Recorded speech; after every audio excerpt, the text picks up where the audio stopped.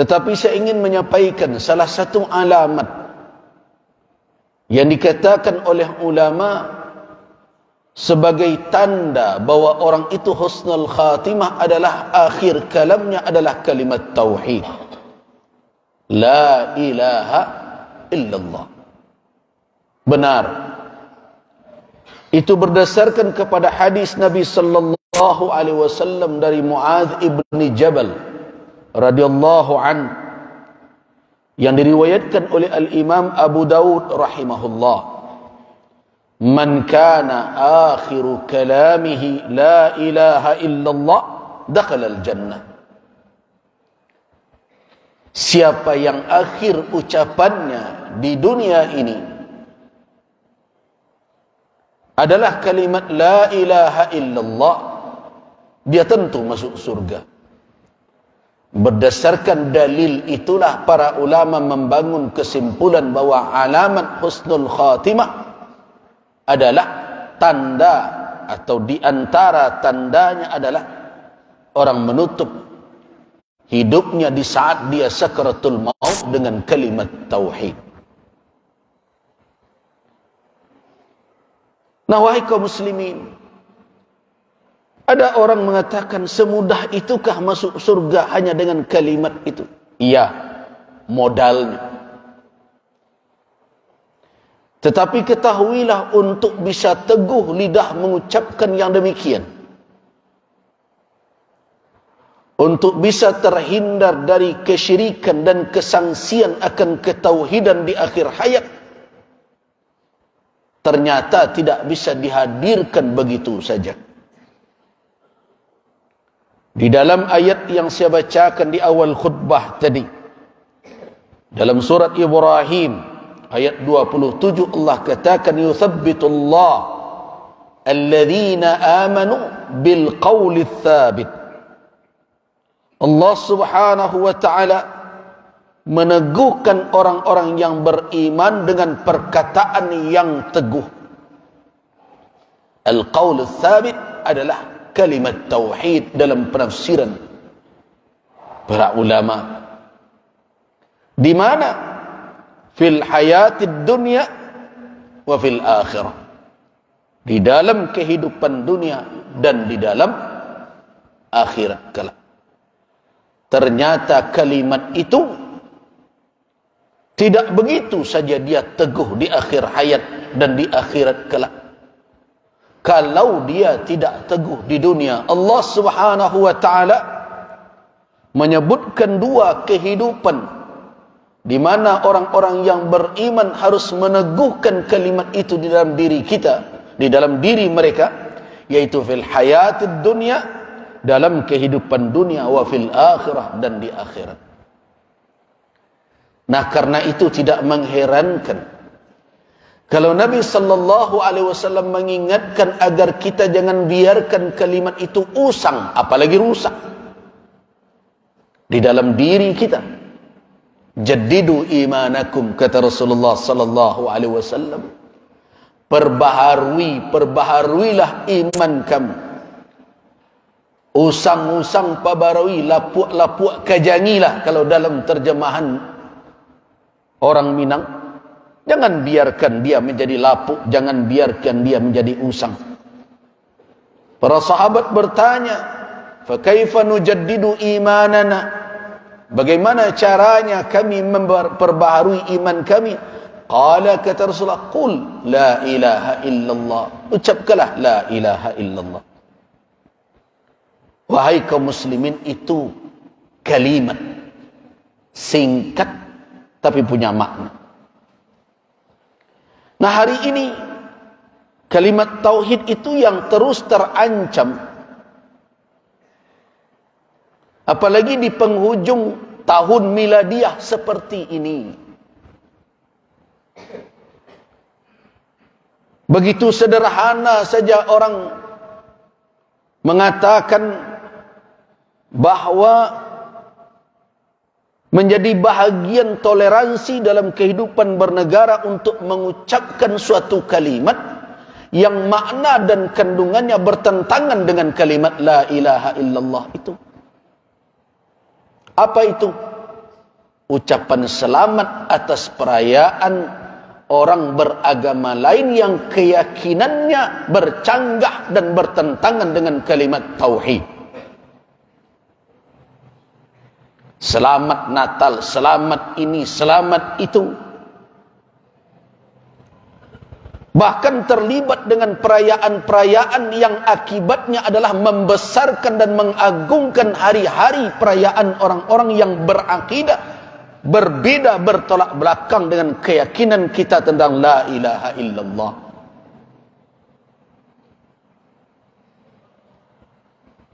Ada pula yang mengatakan di hadapan pemimpin bangsa, tidak ada masalah kalau kita niatkan kelahiran Isa bin Maryam sebagai Rasul.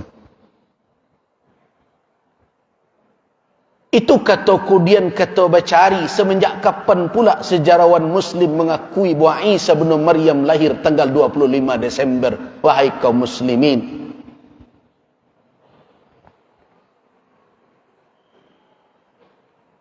Dan tidak sedikit orang yang membenarkan bahawa mengucapkan itu perkara kalimat, perkara sederhana, itu masalah muamalat. Kemudian didatangkan pula ayat surat Mumtahanah, la yanhaakumullah, Allah tidak melarang kamu untuk berbuat baik kepada orang yang tidak lam yuqatilukum dan tidak memerangi kamu dalam agama. Itu muamalat, kalimat saja. Kenapa terlalu sempit? Ini pemikiran tidak moderat. Nah, karena itu sekarang berlomba-lomba orang memoderatkan cara beragama umat Islam dengan cara katanya moderasi beragama. Baik kaum muslimin, jamaah Jumat rahimakumullah, saya ingin mengutip suatu peristiwa yang mungkin sudah bapak-bapak dengarkan juga, setidaknya untuk menyegarkan kembali di dalam fikiran kita semua. Ada kisah yang diriwayatkan oleh Al-Imam Al-Bukhari di dalam kitab sahih beliau dari Al-Musayyab Ibni Hazm. Al-Musayyab Ibni Hazm adalah ayah dari Al-Imam Sa'id Ibn Al-Musayyab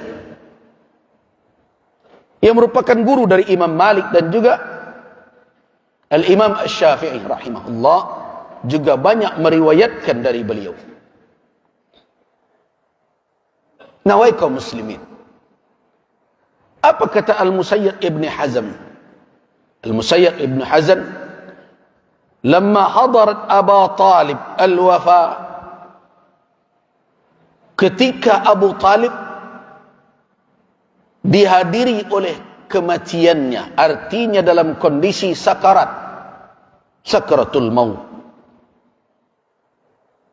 Rasulullah sallallahu alaihi wasallam mengunjungi beliau, paman yang selama ini telah mati-matian membela dakwah Nabi, melindungi beliau dari berbagai macam tindakan zalim dari kaum kafir Quraisy. Ketika Nabi masuk, di samping Abu Talib ada dua orang tokoh musyrik, yaitu Abu Jahal dan Abdullah bin Abi Umayyah. Kemudian Rasul kita berkata, "I'am, wahai paman, qul la ilaha illallah, katakanlah la ilaha illallah, wa hajju laka biha indallah, aku akan membela engkau dengan sepatah kalimat itu di sisi Allah Subhanahu wa ta'ala." Nabi hanya meminta sepatah kata itu. Qul, i'am, wahai paman, qul la ilaha illallah, ucapkanlah kalimat la ilaha illallah, kalimatan, sepatah kata saja, wa hajju laka biha indallah, aku bela engkau, aku akan berhujjah untuk engkau, menjadi pengacara kalau dalam bahasa dunia, menjadi pembela engkau kelak dengan sepatah kalimat itu indallah, di sisi Allah. Tapi apa kata dua orang musyrik yang telah hadir duluan ini? Ya Aba Talib, atarghabu an millati Abdul Muttalib? Hai Abu Talib, apakah engkau benci, tidak suka dengan keyakinan agama yang telah dianut oleh bapakmu Abdul Muttalib? Wala yazalan, dua orang ini senantiasa yukallimanihi, Nabi berbisik sekali, dia berulang kali membisikkan itu. Akhirnya di akhir ayat Abu Talib berkata, ala millati Abdul Muttalib, saya berada di atas ajaran agama yang dianut oleh Abdul Muttalib, tidak masuk Islam. Melihat keadaan seperti itu, apa kata Rasulullah sallallahu alaihi wasallam? La astaghfiranna lak ma lam unha anhu, wahai paman, aku akan memintakan ampunan untuk engkau selama saya tidak dilarang untuk melakukannya. Itu tekad Nabi. Tapi dengan catatan selama beliau tidak dilarang untuk memintakan ampun. Ketika itu turun firman Allah Subhanahu wa taala dalam surat At-Taubah ayat 113, apa bunyinya? Ma kana lin-nabiyyi wal-ladzina amanu an yastaghfiru lil musyrikeen walau kanu uli qurba min ba'di ma tabayyana lahum annahum ashabul jahim.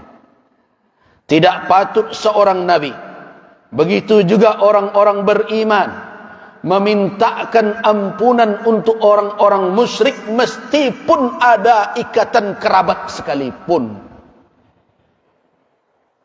Meskipun uli qurba, ada hubungan kekerabatan.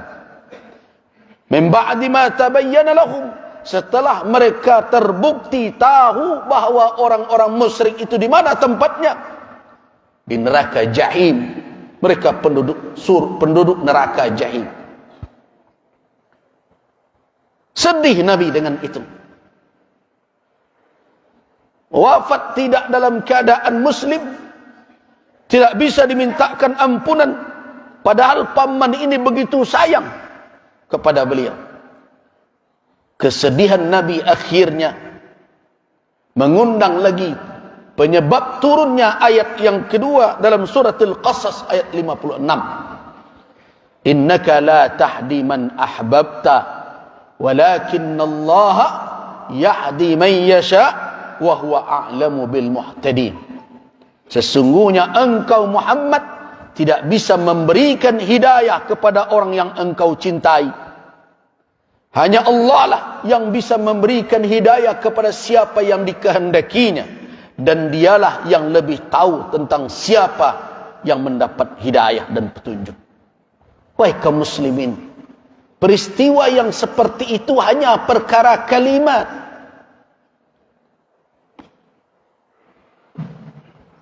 Bukan perkara yang besar, perayaan kalimat. Sedangkan kalimat yang diucapkan oleh umat itu, yang mengatakan Tuhan punya anak, jangan dipandang enteng. Jangan dipandang enteng. Nah sekarang kita ucapkan selamat. Selamat atas apa? Perayaan mereka. Perayaan mereka itu atas keyakinan bahwa lahir seorang putra, anak dari Tuhan.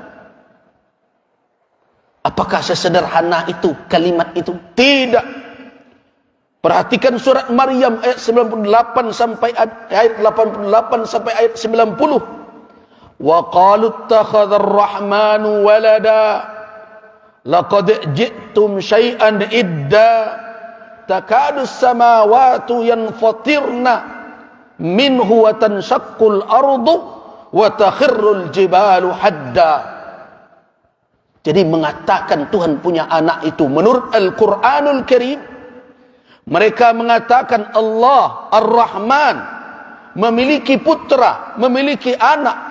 Sesungguhnya kamu yang mengatakan yang demikian telah mendatangkan kemungkaran yang sangat besar. Hampir saja langit pecah, bumi terbelah, gunung-gunung hancur luluh karena perkataan yang demikian. Nah, terus datang seorang muslim mengatakan selamat hari Natal. Wahai kaum muslimin, di mana kalimat la ilaha illallah yang kita ucapkan? Nah, kalau ingin kalimat itu menemani kita di dalam kita sakratul maut, teguhkan di dalam kehidupan ini. Jangan biarkan dia goyah. Dan perlu kita ingatkan kepada penguasa, pejabat siapapun di negeri ini yang tiap sebentar bicara toleransi, cobalah merenung apa hal-hal yang patut anda semua masukkan ke dalam toleransi, dan mana perkara-perkara yang harus kalian tundukkan kepada lakum dinukum waliyadin. Ada perkara yang itu toleransi, mari kita bersihkan got bersama, jangan hitung muslim non muslim. Mari kita jaga komplek kita bersama, tidak perlu hitung siapa yang Islam KTP, siapa yang tidak. Mari kita berdagang dengan cara yang benar, tidak melanggar aturan, tidak ada batasan apakah harus dengan muslim saja. Islam telah punya garis tentang itu. Kalau memang negara ini negara yang berketuhanan dan berkewajiban untuk menjaga agama yang telah diakui sebagai agama di negeri ini, jangan paksa kaum muslimin, baik dengan kekuatan maupun dengan sistem. Mengucapkan selamat hari raya orang berbeda agama tidak bisa dimasukkan ke ranah toleransi. Itu berada di dalam ranah lakum dinukum waliyadin. Fa'tabiru ya ulil albab la'allakum turhamun. Barakallahu wa lakum fil Qur'anil Karim wa nafa'ni wa iyyakum ma fihi minal ayati dzikril hakim. Aqulu qawli hadza wa astaghfirullaha li wa lakum wa astaghfiru rabbakum.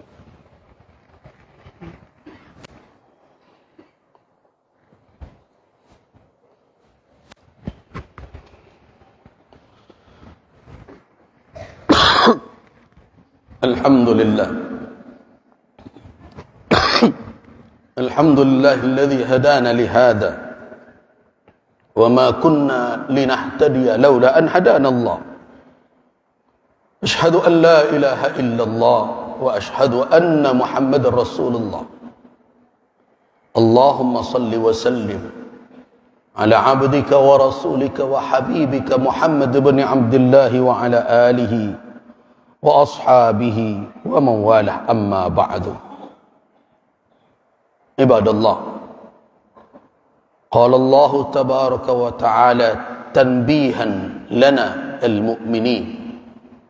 A'udzu billahi minasy syaithanir rajim. Walladzina kafaru a'maluhum kasarabin biqi'atin yahsabuhu az-zam'anu ma'an hatta idza ja'ahu lam yajidhu syai'a wa wajada Allah indahu fawafahu hisabah wallahu sari'ul hisab. Shadaqallahul azim. Wahai kaum muslimin,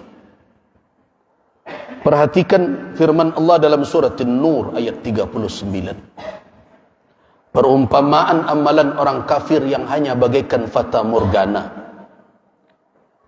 Orang yang haus mengira melihat air sehingga berlari berpacu ke arahnya, ternyata tidak menemukan apa-apa. Jangan jadi seperti itu. Ingat, keteguhan kalimat tauhid harus kita tancapkan dan kita pupuk di dalam kehidupan dunia agar dia teguh ketika menghadap Allah Subhanahu wa taala, dan teguh ketika kita berada di awal tempat yang kita huni dalam perjalanan akhirat kita. Di mana? Di alam barzakh.